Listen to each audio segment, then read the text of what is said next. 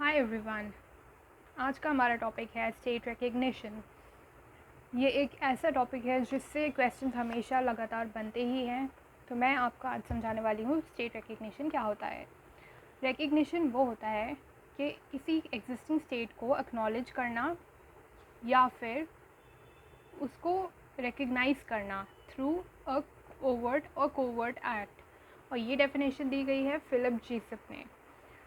Second हम आते हैं मॉन्टेविडियो कन्वेंशन 1933 के article 1 it states the qualification four qualifications of a that a state must possess, which are permanent population, definite territory, government, capacity to enter into relation with others.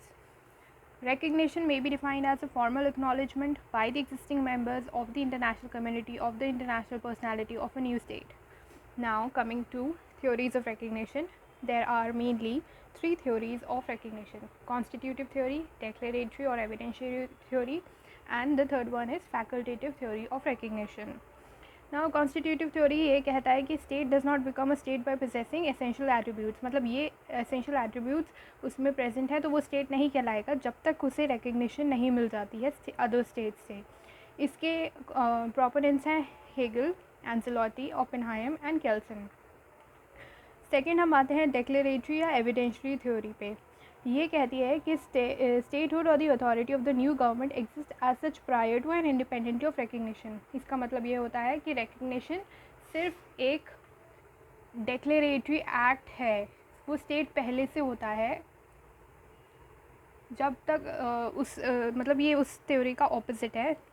Statehood वो प्रोजेस करता है जब उसमें चार क्वालिफिकेशन होती है, जो कि है permanent population, definite territory, government and capacity to enter into relation with other. ये सारी चीज़ें हैं। तो recognition is evidentiary and declaratory एक फैक्ट है वो, तो इसका नाम है डेक्लेरेटरी एविडेंशरी थ्योरी। इसके प्रोपाउंडर्स हैं Hall, Wagner, Brierly, Fisher and Pitt Corbett. अब एक और चीज़ हम पढ़ लेते हैं जो एक्स्ट्रा पॉइंट है कि अकॉर्डिंग टू केल्सन स्टेटहुड में be distinguished into natural statehood and juridical statehood. तो question can come in the form like who categorize statehood into two categories, that is natural statehood and juridical statehood. इसका answer होगा केल्सन। और इस theory को हम बोलते हैं मॉडिफाइड कॉन्स्टिट्यूटिव थ्योरी। अब आते हैं फैकल्टेटिव थ्योरी ऑफ रिकग्निशन में। रिकग्निशन इज़ अ पॉलिटिकल और डिस्क्रिशनरी एक्ट। बस सिंपल यही है, पॉलिटिकल एक्ट है या डिस्क्रिशनरी एक्ट है, उसको कहते हैं facultative theory. Forms, there are different forms of recognition: express, implied, conditional, collective, premature और precipitate।